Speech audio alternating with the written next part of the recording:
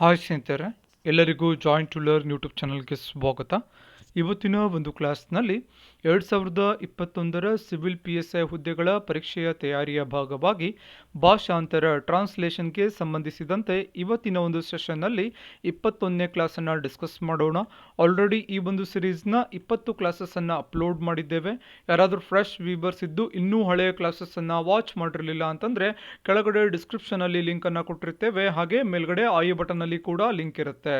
ಹಾಗೆ ನಮ್ಮ ಒಂದು YouTube channel join to learn YouTube ಚಾನಲ್ನಲ್ಲಿ ಸಪ್ರೇಟ್ ಪ್ಲೇಲಿಸ್ಟ್ ಸೆಕ್ಷನ್ ಇದೆ, ಟ್ರಾನ್ಸ್ಲೇಷನ್ ಕ್ಲಾಸಸ್ ಅಂತ. ಅಲ್ಲೂ ಕೂಡ ವಿಸಿಟ್ ಮಾಡಿ ಎಲ್ಲ ಕ್ಲಾಸ್ಗಳನ್ನು ಸೀಕ್ವೆನ್ಸ್ ಆಗಿ ನೋಡಿ ಅಂತ ಹೇಳ್ತಾ ಕ್ಲಾಸನ್ನು ಸ್ಟಾರ್ಟ್ ಮಾಡೋಣ. ಕ್ಲಾಸನ್ನು ಸ್ಕಿಪ್ ಮಾಡಬೇಡಿ, ಕೊನೆ ತನಕ ನೋಡಿ. ಸೊ ಇಲ್ಲೇನು ಕೊಟ್ಟಿದ್ದಾರೆ, ಇಲ್ಲಿ ಒಂದು ಪ್ಯಾರಾಗ್ರಾಫನ್ನು ಕೊಟ್ಟಿದ್ದಾರೆ. ಇದು ಕನ್ನಡದಲ್ಲಿದೆ. ಇದನ್ನು ಇಂಗ್ಲೀಷ್ಗೆ ಭಾಷಾಂತರ ಅಥವಾ ಟ್ರಾನ್ಸ್ಲೇಷನ್ ಮಾಡಬೇಕಾಗುತ್ತೆ. ಸೊ ಭಾಷಾಂತರವನ್ನು ಮಾಡಬೇಕಾದ್ರೆ ಎರಡು ಪ್ರಮುಖ ಅಂಶಗಳು ಮಹತ್ವವನ್ನು ಪಡ್ಕೊಳ್ಳುತ್ತೆ. ಒಂದೇನು ಅಂತಂದರೆ ಪದಗಳ ಸಂಗ್ರಹ ಇರಬೇಕಾಗುತ್ತೆ, ಎರಡನೇದಾಗಿ ಗ್ರಾಮೆಟಿಕಲ್ ನಾಲೆಡ್ಜ್ ಇರಬೇಕು. ಸೊ ಇವತ್ತಿನ ಟ್ರಾನ್ಸ್ಲೇಷನ್ ಡಿಸ್ಕಸ್ ಮಾಡೋವಾಗ ಯಾವುದಾದ್ರೂ ಹೊಸ ಪದಗಳು ಅಂದರೆ ಅದರ ಅರ್ಥ ನಿಮಗೆ ಗೊತ್ತಿರಲಿಲ್ಲ ಅಂತಂದರೆ ನಿಮ್ಮ ಒಂದು ಬುಕ್ಕಲ್ಲಿ ನೋಟ್ ಡೌನ್ ಮಾಡ್ಕೊಳ್ಳಿ ಅಂತ ಹೇಳ್ತಾ ಪ್ರಥಮ ಲೈನನ್ನು ನೋಡೋಣ. ಪ್ರಸಕ್ತ ಹಣಕಾಸು ವರ್ಷದಲ್ಲಿ ಭಾರತದ ಒಟ್ಟು ಆಂತರಿಕ ಉತ್ಪನ್ನದ ಬೆಳವಣಿಗೆ ದರವು 9.5% ಇರಲಿದೆ ಎಂದು ಅಂತಾರಾಷ್ಟ್ರೀಯ ಹಣಕಾಸು ನಿಧಿ ಅಂದಾಜಿಸಿದೆ ಅಂತ ಕೊಟ್ಟಿದ್ದಾರೆ. ಈ ಒಂದು ಲೈನನ್ನು ಟ್ರಾನ್ಸ್ಲೇಟ್ ಮಾಡಬೇಕಾಗುತ್ತೆ. ಹಣಕಾಸು ವರ್ಷ ಅಂತಂದರೆ ಫಿಸ್ಕಲ್ ಇಯರ್ ಅಂತ ನಾವು ಇಂಗ್ಲೀಷಲ್ಲಿ ಕರಿತೀವಿ, ಫಿಸ್ಕಲ್ ಇಯರ್ ಅಂತ ಕರಿತೀವಿ. ಆಂತರಿಕ ಉತ್ಪನ್ನ ಅಂತಂದರೆ GDP ಅಂತ ಆಗುತ್ತೆ. GDP ಅಂತಂದರೆ ಆಂತರಿಕ ಉತ್ಪನ್ನ.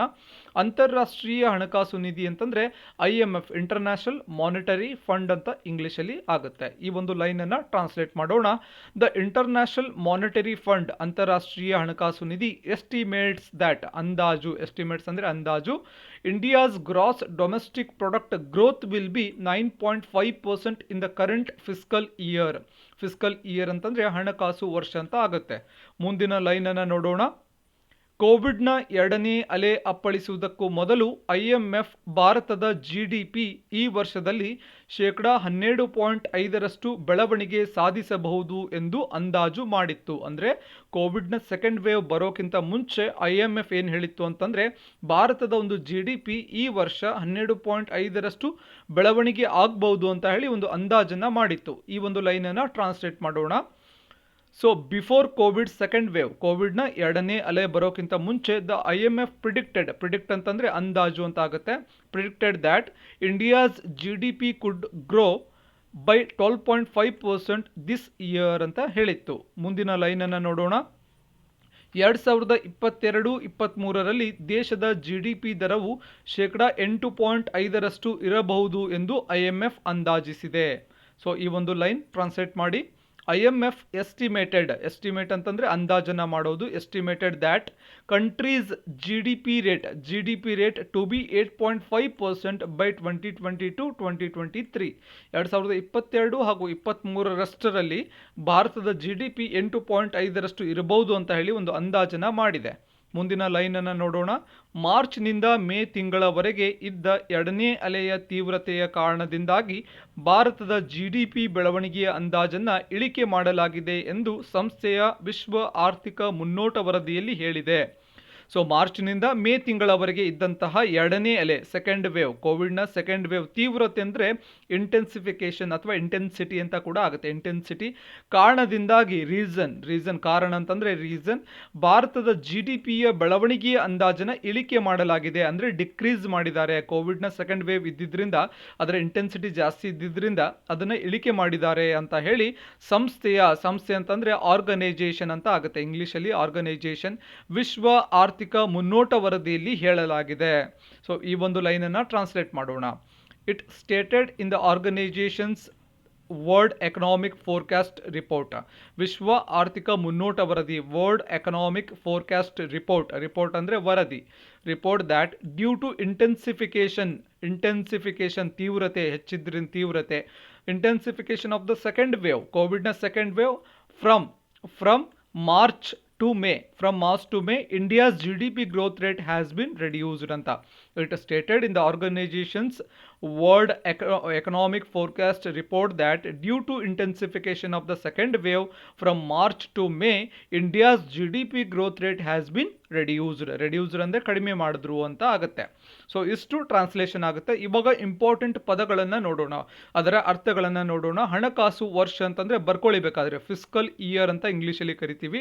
ಆಂತರಿಕ ಉತ್ಪನ್ನ ಅಂದರೆ GDP ಅಂತ ಆಗುತ್ತೆ. ಬೆಳವಣಿಗೆ ಅಂದರೆ ಗ್ರೋತ್ ಅಂತ ಆಗುತ್ತೆ.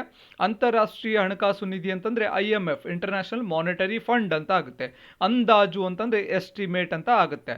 ಎರಡನೇ ಅಲೆ ಅಂತಂದರೆ ಸೆಕೆಂಡ್ ವೇವ್ ಅಂತ ಆಗುತ್ತೆ. ಸೊ ಬೆಳವಣಿಗೆ ಅಂದರೆ ಗ್ರೋತ್. ಅದೇ ರೀತಿ IMF ಆಲ್ರೆಡಿ ಹೇಳಿದ್ದೀನಿ ನಾನು, ಇಂಟರ್ನ್ಯಾಷನಲ್ ಮಾನಿಟರಿ ಫಂಡ್. ಎರಡನೇ ಅಲೆ ಅಂದರೆ ಸೆಕೆಂಡ್ ವೇವ್. ತೀವ್ರತೆ ಅಂದರೆ ಇಂಟೆನ್ಸಿಫಿಕೇಶನ್. ಕಾರಣ ಅಂತಂದರೆ ರೀಸನ್. ಬೆಳವಣಿಗೆ ಅಂದರೆ ಗ್ರೋತ್. ಅಂದಾಜು ಅಂದರೆ ಎಸ್ಟಿಮೇಟ್. ಇಳಿಕೆ ಅಂದರೆ ಡಿಕ್ರೀಸ್. ಸೊ ಆರ್ಥಿಕ ಮುನ್ನೋಟ ವರದಿ, ವರ್ಲ್ಡ್ ಎಕನಾಮಿಕ್ ಫೋರ್ಕಾಸ್ಟ್ ರಿಪೋರ್ಟ್. ವರದಿ ಅಂದರೆ ರಿಪೋರ್ಟ್. ಸೊ ಇಷ್ಟು ಇಂಪಾರ್ಟೆಂಟ್ ಪದಗಳಾಗುತ್ತೆ. ಸೊ ಇಷ್ಟು ಇವತ್ತಿನ ಕ್ಲಾಸ್ ಡಿಸ್ಕಷನ್ ಪ್ಲಸ್ ಇನ್ಫಾರ್ಮೇಷನ್ ಆಗಿರುತ್ತೆ. ಕ್ಲಾಸ್ ಇಷ್ಟ ಆದರೆ ಒಂದು ಲೈಕ್ ಮಾಡಿ, ನಿಮ್ಮ ಫ್ರೆಂಡ್ಸ್ಗೆ ಶೇರ್ ಮಾಡಿ. ಹಾಗೆ ನೀವಿನ್ನೂ ನಮ್ಮ ಚಾನಲ್ಗೆ ಸಬ್ಸ್ಕ್ರೈಬ್ ಆಗಿರಲಿಲ್ಲ ಅಂದರೆ ಕೆಳಗಡೆ ರೆಡ್ ಕಲರ್ ಸಬ್ಸ್ಕ್ರೈಬ್ ಬಟನ್ ಕಾಣ್ತಾ ಇದೆ ಅಲ್ವಾ, ಅದ್ರ ಮೇಲೆ ಕ್ಲಿಕ್ ಮಾಡಿ.